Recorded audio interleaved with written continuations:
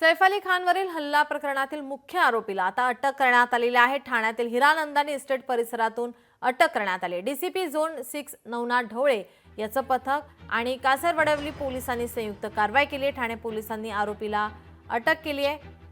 आता या आरोपीला झोन 9 कडे सोपवण्यात येणार आहे। त्यानंतर पुढील चौकशी आणि कारवाई करण्यात येणार आहे। दरम्यान आतापर्यंत पोलिसांनी वारिस अली सलमान आणि मोहम्मद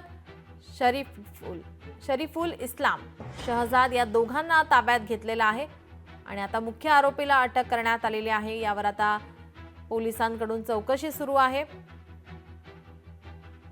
सीसीटीव्हीच्या माध्यमातून पोलिसांकडून आतापर्यंत दोघांना ताब्यात घेण्यात आलं होतं, ज्यामध्ये वारिस अली सलमान आणि मोहम्मद शरीफुल इस्लाम शहजाद अशा यांचं नाव आहे। या दोघांना सध्या पोलिसांनी ताब्यात घेतलं होतं, तर आता मोहम्मद शरीफुल इस्लाम हा मुख्य आरोपी आहे, ज्याला आता पोलिसांनी ठाण्यामधून ताब्यात घेतलंय।